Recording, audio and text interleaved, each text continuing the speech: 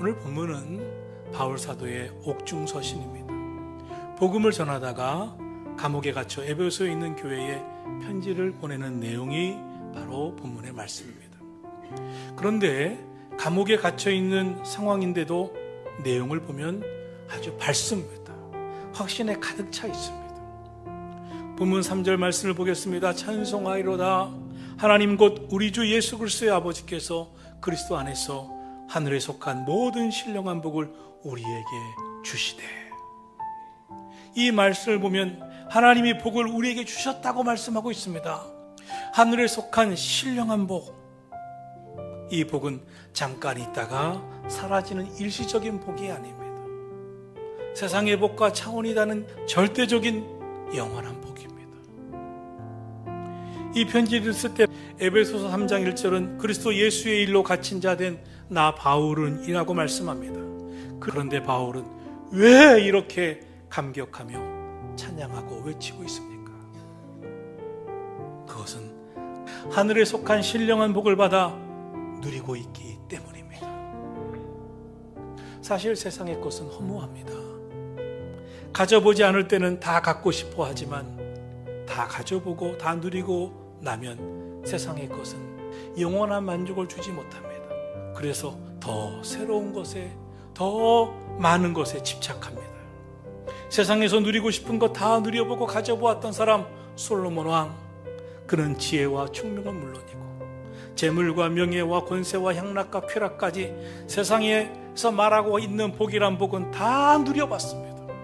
그런데 그렇게 누리고 난 그가 한 말이 무엇입니까?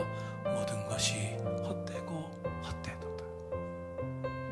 모든 것이 다 헛되어 무익한 것이요 바람을 잡는 것과 같도다.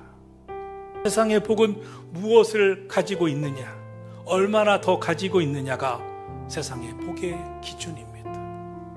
그러나 성경이 말씀하는 복은 나는 누구인가입니다. 세상은 환경, 상황, 조건을 이야기하지만 성경이 말씀하는 복은 상황의 문제, 조건의 문제가 아니라 존재의 문제입니다. 세상은 환경과 조건에 따라 복이 다릅니다. 그러나 신령한 복은 다릅니다. 신령한 복은 영원한 복입니다. 그럼 하늘의 신령한 복은 무엇이겠습니까? 신령한 복, 첫 번째는 택함 받은 복입니다. 창세전에 우리를 택하셨다라고 말씀합니다. 여러분, 복이란 택함 받은 것입니다. 그럼 반대 단어는 무엇입니까? 버림받음입니다. 복 중에 복은 하나님께 택함 받는 것입니다. 반면에 버림받음처럼 비극은 없습니다. 성경은 우리가 그냥 어쩌다가 교인이 되었다고 말하지 않습니다. 하나님은 저와 여러분을 창세전에 그리스도 안에서 택하셨다고 말씀하십니다. 인생이 고통스럽고 불안한 이유는 무엇입니까? 이 선택과 거절 사이를 오고 가고 있는 인생이기 때문에 그렇습니다. 세상에서는 누군가 선택하고 누군가는 거절을 합니다. 그러므로 우리는 세상에서 거절받고 살아가게 되어 있습니다. 성경은 분명한 말씀을 우리에게 전하고 있습니다. 너는 하나님이 택한 자라는 것입니다. 성경은 우리가 예수를 믿겠다고 결정하기도 전에 하나님이 이미 창세전에 우리를 선택해 주셨다고 말씀합니다. 이것은 선택받은 은혜에 대한 감사를 잊지 말고 살아라. 그리고 겸손하게 살아라 하는 말씀입니다. 왜냐하면 우리는 선택받을 만한 자격이 있어서 택함 받은 게 아니기 때문에 그렇습니다. 오직 우리를 향한 하나님의 사랑, 하나님의 은혜로 인한 것입니다. 신앙생활 하다 보면 도덕적 우월주의에 빠진 사람도 볼 수 있습니다. 그러다 보면 나중에는 내가 꽤 괜찮은 사람이라서 하나님이 선택한 것이라고 착각합니다. 유대인들의 선민의식이 바로 그러했습니다. 그래서 그들은 이방인들을 향해서 손가락질했습니다. 이방인들을 비방했습니다. 그러나 그것이 얼마나 어리석은 일이었습니까? 바울은 바리새인으로서 스스로 의롭다고 여기면서 자기를 높이며 살았습니다. 그러나 그가 예수님을 만납니다. 이후 그는 달라집니다. 나야말로 죄인 중에 괴수로다. 이 표현은 나는 괴수였었다라는 과거형이 아닙니다. 현재 시제입니다.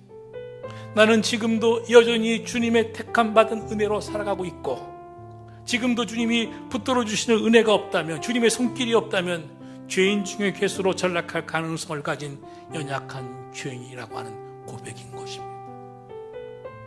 바울은 자기 자신이 누구인가를 정확하게 알았습니다. 인간은 죄 가운데 태어나서 죄 가운데 살아가는 사람들입니다. 그래서 늘 죄된 생각이 마음에서 떠나지 않습니다. 그러다가 때론 죄 짓습니다. 때론 죄를 짓지 않으려고 몸부림치면서 살아갑니다. 인생은 마지막 죽는 순간까지 마귀의 시험과 유혹에 지지 않으려고 하는 영적 싸움을 해야 하는 존재들입니다. 인간은 본질상 진노의 자녀들이기 때문입니다. 하나님이 우리를 택하여 주시고 주의 강력한 그 강한 팔로 붙들어 주셔서 오늘도 살고 있습니다. 하늘에 속한 신령한 복 두 번째는 하나님의 자녀된 신분, 하나님의 자녀 삼아 주신 복입니다. 본문 5절을 말씀합니다. 그 기쁘신 뜻대로 우리를 예정하사 예수 그리스도로 말미암아 자기의 아들들이 되게 하셨으니, 이제 하나님의 자녀된 신분을 가졌고 하나님 나라의 백성이라고 하는 소속을 가졌고 주님이 십자가의 핏값으로 사신 몸된 교회의 소속이 되었다는 것입니다. 여러분, 나는 누굽니까? 자기 정체성을 알아야 합니다. 나는 하나님이 택하신 자입니다. 하나님의 자녀로 불러주신 자입니다. 사람들은 대부분 인정받기 위해서 삽니다.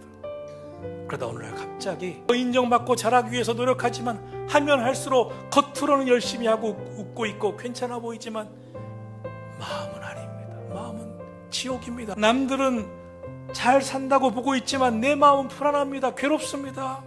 그것은 누가 아는 게 아니라 자기 자신이 잘 압니다. 하나님도 잘 알고 있습니다. 그렇게 사는 인생, 실제로 그런 불안한 인생이야말로 바람에 나는 겨와 같은 거 아닙니까? 그러므로 우리가 꼭 품고 갖고 붙들고 있어야 할 게 있습니다. 하나님의 자녀된 영광입니다. 나는 누구인가? 나는 하나님의 자녀다. 택함받은 자녀다. 본문 5절은 말씀합니다. 하나님은 억지로가 아니라 기쁘게, 기쁘신 뜻대로 우리를 택하여 자녀 삼아 주셨다라고 말씀하고 있습니다. 그 확신만 있다면 흔들리지 않습니다. 셋째로 하나님께서 우리에게 주신 신령한 복은 죄사함 받고 구원받은 복입니다. 본문 7절은 말씀합니다. 우리는 그리스도 안에서 그의 은혜의 풍성함을 따라 그의 피로 말미암아 속량 곧 죄사함을 받았느니라. 인간은 본질상 죄인입니다. 그렇기 때문에 자신을 잘 알면 할수록 절망하게 됩니다. 다윗은 시편 32편에서 허물의 사함을 받고 그 죄가 가리움을 받은 자는 복이 있도다 라고 말했습니다. 그렇습니다. 사람은 다 허물이 많고 죄가 많습니다. 만약 그 죄가, 그 허물이 가리움을 받고 그 죄가 용서함 받았다면 이보다 더 큰 복이 어디 있습니까?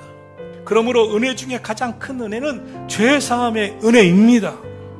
본문 성경에서 성령으로 인치신다고 하셨습니다. 이것은 성령으로 그 심령의 인치심으로 인하여 이제부터 너는 하나님의 소유, 하나님의 자녀가 되었다는 것을 말씀하는 줄로 믿습니다. 여러분, 더 이상 죄가 마귀가 사로잡아 마귀의 종노를 시키지 못하게 성령으로 우리를 인쳐주셨다는 것은 놀라운 은혜 중에 은혜입니다. 이런 하나님의 뜻과 비밀을 아는 것이 중요합니다. 하나님이 하시는 일을 아는 사람은 초조해하지 않습니다. 내 계획대로 돌아가지 않는다고 불안해하지 않습니다. 하나님 주시는 믿음이 있기 때문에 그렇습니다. 나의 계획은 실패해도 하나님의 계획은 실패하지 않음을 알고 있기 때문입니다. 영적인 눈이 열리면 믿음으로 살아가게 됩니다. 인간적인 수단과 방법이 아닌 하나님이 하시려고 하시는 하나님의 뜻에 순종하고 순복할 믿음이 생겨나는 것입니다.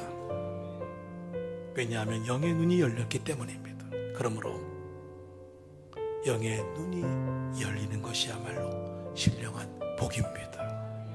그래서 바울은 성령으로 인치심을 받았기에 이제 나는 누구인가? 나는 사나 죽으나 주의 것이로다 라고 했습니다. 그러기에 이제 우리는 사는 방식이 달라져야 합니다. 하늘에 속한 영광을 구하고 하나님의 말씀대로 우리 살아갑시다. 이제 하늘에 속한 신령한 복을 받은 성도답게 주님의 영광을 위해서 살아가시기를 예수님의 이름으로 축원합니다.